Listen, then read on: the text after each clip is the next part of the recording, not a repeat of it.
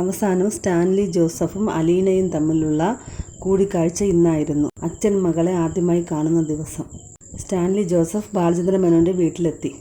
ബെല്ലടിച്ചപ്പോൾ ബാലചന്ദ്ര മേനോനാണ് വന്ന് വാതിൽ തുറന്നത്. അവരകത്ത് കയറിയിരുന്ന് സംസാരിച്ചു. അലീന ഇപ്പോൾ ചായയുമായി വരുമെന്ന് ബാലചന്ദ്ര മേനോൻ പറഞ്ഞപ്പോൾ സ്റ്റാൻലി പറഞ്ഞു, എനിക്ക് ചായ വേണ്ട, കോഫി മതിയെന്ന്. സ്റ്റാൻലി ടെൻഷൻ അടിച്ച് കാത്തിരിക്കുകയാണ്. അപ്പോൾ ബാലചന്ദ്ര മേനോൻ പറഞ്ഞു, ടെൻഷനൊന്നും വേണ്ട, നിങ്ങളുടെ മുഖത്ത് ഒരു ഭാവഭേദവും ഉണ്ടാവരുത്. എൻ്റെ ഒരു ക്ലയൻറ്റ് എന്നാണ് ഞാൻ അലീനയോട് പറഞ്ഞിരിക്കുന്നത്. അലീനയ്ക്ക് നിങ്ങൾ ആരാണെന്ന് അറിയില്ല. അപ്പോൾ സ്റ്റാൻലി പറഞ്ഞു, പറയാമായിരുന്നു. ഇല്ല, പറയാൻ പറ്റില്ല. കാരണം നിങ്ങൾ അച്ഛനാണെന്ന് പറഞ്ഞതിന് ശേഷം നിങ്ങൾ അവളെ റിജക്റ്റ് ചെയ്താൽ ആ വിഷമം അവൾക്ക് താങ്ങാൻ പറ്റില്ല. ഇതൊന്നും പറഞ്ഞാൽ നിങ്ങൾക്ക് മനസ്സിലാവില്ല. നിങ്ങളൊരു പട്ടാളക്കാരനല്ലേ, അവരുടെ മനസ്സ് കഠിനമായിരിക്കും. ഇല്ല, പട്ടാളക്കാരും മനുഷ്യരാണ്, അവർക്കും ഒരു മനസ്സുണ്ട്. മറ്റുള്ളവരുടെ വിഷമം അവർക്കും മനസ്സിലാകും. അലീന കോഫിയുമായി വരികയാണ്. സ്റ്റാൻലി ജോസഫ് കണ്ണെടുക്കാതെ അലീന തന്നെ നോക്കി നിൽക്കുകയാണ്. അലീന ചിരിച്ചുകൊണ്ട് വരുന്നുണ്ട്. അത് നല്ലൊരു സീനായിരുന്നു. ബാലചന്ദ്ര മേനോൻ പെട്ടെന്ന് പറയുകയാണ്, എന്താ ഇങ്ങനെ നോക്കുന്നത്? ഇതെൻ്റെ മകളാണ് അലീന.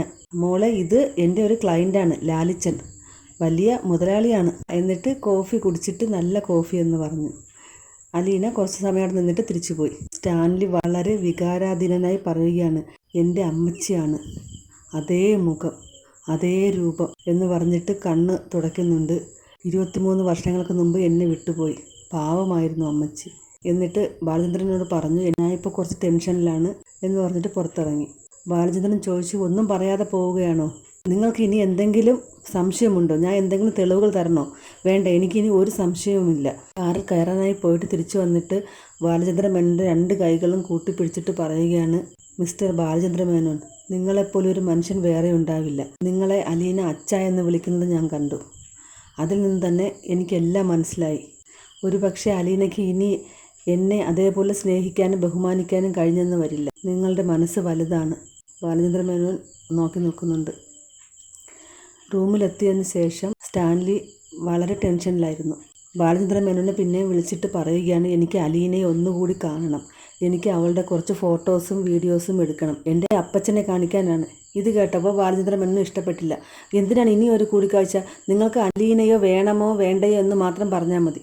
അപ്പോൾ സ്റ്റാൻലി പറഞ്ഞു, എനിക്ക് അലീനയെ വേണം, അതെൻ്റെ ഉറച്ച തീരുമാനമാണ്, അതിന് മാറ്റമില്ല. പക്ഷേ എനിക്ക് അവളെ ഒന്നുകൂടി കാണണം. അപ്പോൾ ബാലചന്ദ്ര മേനോൻ സമ്മതിച്ചു. ഞാൻ അവളെയും കൊണ്ട് ടെക്സ്റ്റൈൽസിൽ വരാം, നിങ്ങൾ അവളറിയാതെ അവളെ കണ്ടോളൂ, അവൾക്കൊരു സംശയം തോന്നരുത്. 1 മണിക്കൂർ ഞങ്ങൾ ടെക്സ്റ്റൈൽസിൽ കാണുമെന്ന് പറഞ്ഞു. നാളത്തെ എപ്പിസോഡിൻ്റെ പ്രൊമോ കാണിക്കുന്നുണ്ട്. ടെക്സ്റ്റൈൽസിൽ വെച്ച് സ്റ്റാൻലി അലീനയെ കാണുന്നത്, അവൾ കാണാതെ നോക്കി നിൽക്കുന്നതും ഫോട്ടോയും വീഡിയോയും എടുക്കുന്നതുമൊക്കെ കാണിക്കുന്നുണ്ട്.